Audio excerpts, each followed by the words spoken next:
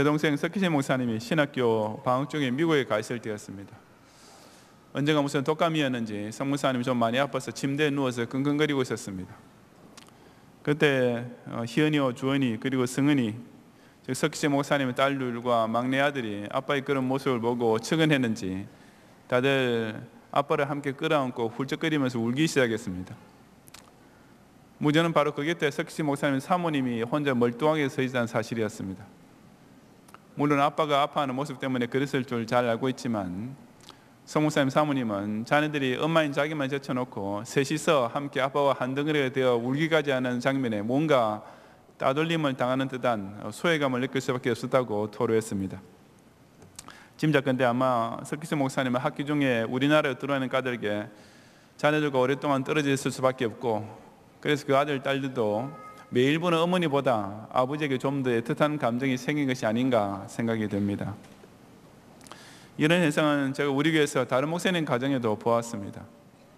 우리 박 목사님 두 분 계신데 제가 누구라고 지적을 할 수는 없지만 하여튼 그 두 분 중에 박모, 윤모, 석모 목사님 집에 가면은 그 이녀 일남의 자녀들이 아빠를 무척이나 반기면서 문자 그대로 착 달라붙는다고 합니다. 제 신은의 교수인 신모 목사님도 있는데 제 신은의 신자 목사님은 한 분밖에 없으니까 또 드러나겠지만 그 목사님께서 지난 봄학기 시작됐을 때 매주 화요일 아침에 신학교로 올라가서 금요일 저녁에 집으로 돌아오셨는데 두 아이들이 아빠와 헤어지는 날마다 너무나 화요일 아침마다 너무나 안타까워하고 울기까지 하는 바람에 요즘은 하루 늦게 수요일 아침 이렇게 일찍 올라가신다고 합니다. 두 목사님 가정에서 그런 현상이 생길 수밖에 없는 것이 엄마는 종일 함께 있으면서 늘 잔소리만 하고 야단까지 치지만은 아빠는 저녁이나 혹은 주말에만 만나서 그저 자기는 놀아주기만 하고 더구나 엄마는 들어주지 않던 요청까지 쉽게 허락해 주니까 자연스럽게 그런 현상이 생기는 것입니다. 옛날에는 아버지 하면 자녀에게 야단을 치고 혼을 내는 소위 배드캅 역할이었고, 엄마는 오로지 자녀에게 사랑과 정성만 쏟아주는 굿캅 역할을 맡는 것이 그의 정석이었지 않습니까? 하지만 현대사회로 와서는 그 역할이 뒤바뀌면서 오히려 아버지가 자녀에게 있어서 더 대하기 편하고 정감 깊게 사귀는 쪽이 되어가고 있는 것입니다. 오늘 본문에서 하느님 역시 그처럼 자녀에게 자상하기 그지없는 아버지의 모습으로 나타나고 계십니다. 앞서 이사야 62장에서 미래에 있을 시온의 회복과 축복에 대한 예언의 말씀이 있었지만 이 63장에서는 이사야 선지자가 다시 현재 시점으로 돌아와서 자기 백성의 죄에 대하여 하나님께 간구하는 기도가 나옵니다. 당시 유다 백성의 현실은 지금 하나님께서 이사야 선지자를 통해 약속해 주시는 미래와는 사실 너무나 거리가 멀었습니다. 이들은 나라가 망해가는 지경에 이르렀어도 그 어떤 회개의 자세를 조금도 보이지 않고 있었으며 오히려 하나님의 진노를 촉발시키고 있었습니다. 그런 한심한 동족 유다 백성을 보면서 이사야 선지자는 그래도 자기 민족이라고 그들을 위해서 15절 상반절에서 주여 하늘에서 굽어 살피시며 주의 거룩하고 영화로운 처소에서 보옵소서라고 탄원하면서 하나님의 자비를 간구하고 있었습니다. 그러면서 곧 이어지는 기도가 주의 열성과 주의 능하신 행동이 이제 어디 있나이까? 라고 하는데 이 내용은 언뜻 듣기에 좀 이상한 말입니다. 하나님께서 이전에 이스라엘 백성을 향해 보여주신 열성과 그들을 위해 베푸신 큰 능력이 지금 어디로 다 사라졌기에 나타내 보여주지 않으십니까? 라는 뜻이니까 그 뉘앙스가 마치 하나님께 따져드는 것처럼 들리는 것입니다. 계속 이어지는 15절 하반절에서도 마찬가지입니다. 주께서 베푸시던 간곡한 자비와 사랑이 내게 그쳤나이다 라고 했는데 이 말은 전에 우리 유다 백성에게 연민의 정을 보이시고 불쌍히 해주셨는데 이제는 왜 그 마음이 싹 바뀌셨습니까? 라는 원망적인 말이나 다름없는 것입니다. 이 15절에서 이사야 선지자가 하나님께 기도드리는 말투만 봐도 무언가 하나님께 무례한 태도가 아닌가 하는 의아심이 들게 되지만 지금 그가 그런 기도를 드리고 있던 상황을 생각해보면 더더욱 그렇습니다. 만약 유다 백성들 쪽에서 무언가 조금이라도 회개의 빛이 보이고 하나님을 향한 자세의 변화가 있는 상황에서라면 하나님, 그래도 이 백성들이 이렇게 당신께로 돌아서려고 나름 애를 쓰고 있는데 하나님께서는 왜 아직도 이렇게 무심하고 쌀쌀하게만 대하십니까? 라고 말할 수 있었을 것입니다. 하지만 아까 처음에 말씀드렸던 것처럼 유다 백성의 영적 상태는 점점 더 악화되고 있을 뿐이었습니다. 앞으로 10절에서 이사야 선지자 본인도 인정하고 있듯이 그 유다 백성들은 하나님께 반역하여 주의 성령을 근심케 하는 자리로 더더욱 깊이 빠져들어가고 있을 뿐이었던 것입니다. 그야말로 회개라고는 일말의 기미조차 보이지 않는 상황이었습니다. 그런 경우라면 이사야 선지자가 자기 백성을 위해 기도한다 하더라도 하나님, 내 백성이 이 모양 이 꼴이니 정말 저도 염치가 없습니다. 그래도 어떻게 당신의 자비와 긍휼을 좀 베풀어 주실 수 없겠습니까? 라는 식으로 기도해야 마땅하지 않겠습니까?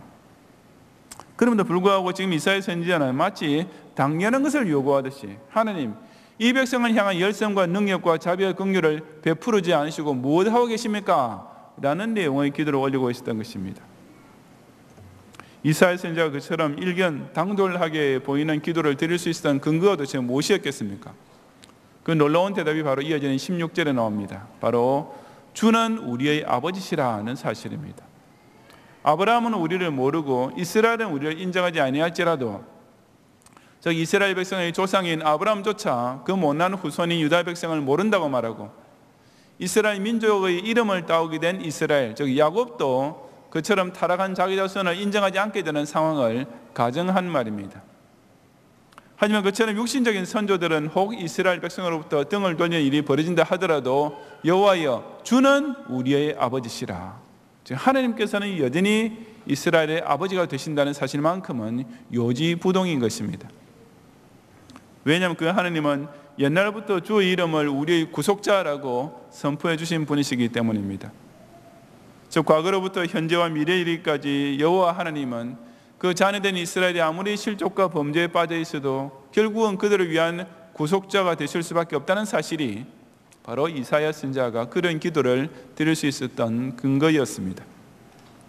다시 말해서 아무리 지금 유다 백성이 못된 짓을 하고 또 전혀 회개조차 할 줄 모르겠지만 그래도 그들의 하늘 아버지가 하나님이신 한해야 이들을 향한 아버지로서의 자비와 긍휼이 발동되지 않을 수 없을 것이며 결국 자기 자녀를 도와주시는 열성과 능력이 나타나지 않을 리가 없다는 것이 바로 이사야 선지자가 가지고 있던 믿음이었던 것입니다. 참 이 얼마나 감격스럽고 또 믿음직한 사실입니까? 하나님께서는 이미 저와 여러분의 아버지가 되어주셨기 때문에 그 사랑과 능력도 절로 베푸르지 않으실 수가 없습니다. 그러니 우리는 아무 내세울 만한 근거나 공로가 없음에도 불구하고 오직 자식의 자격만으로도 이 하늘 아버지께 언제든지 기도드릴 수 있는 것이며 혹 우리 자신의 꼴이 정말 못나고 형편없는 경우에도 이 하나님을 아버지라 부르면서 지극히 친근하게 다가가고 교제할 수가 있는 것입니다.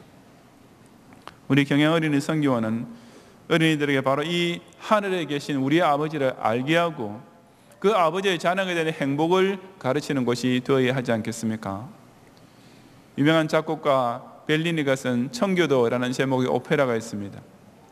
그 오페라 여주인공인 엘비라의 아버지는 그녀가 좋아하지 않은 남자와 억지로 정략 결혼을 시키려고 합니다. 그때 엘비라의 숙부인 조르지오가 대신 나서서 엘비라의 아버지를 설득해서 그녀가 진짜 사랑하고 있는 남자와 결혼하게 만들어줍니다.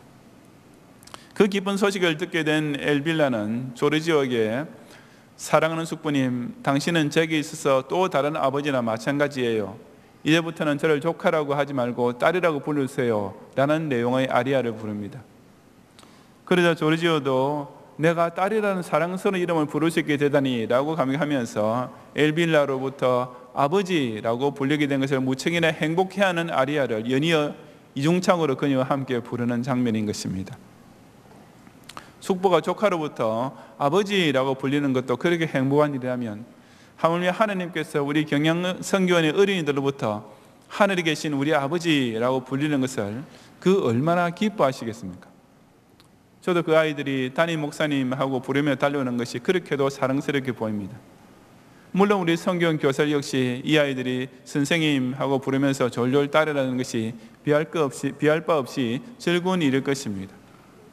그렇다면 더더욱 이 귀여운 아이들이 그 순전한 마음과 작은 입술로 하나님 아버지라고 부르며 그 앞에 나오는 것이 우리 하나님의 눈에 그 얼마나 예쁘게 보이며 하나님 마음에 그 얼마나 행복하시겠습니까? 이 경영 어린이 선교를 통해 이 소중한 어린이 생명들로 하여금 자신의 아버지는 비단 집에 계시는 육신의 아버지뿐 아니라 저 하늘의 하나님 아버지도 계신다는 사실을 꼭 알게 함으로써 평생을 통해 주는 우리 아버지시라는 믿음을 굳게 지키는 가운데 그 하늘 아버지의 사랑을 담뿍받는 하나님의 자녀로 살게 만드는 모든 교사들과 부모님들이 되시기를 주님 이름으로 축원합니다.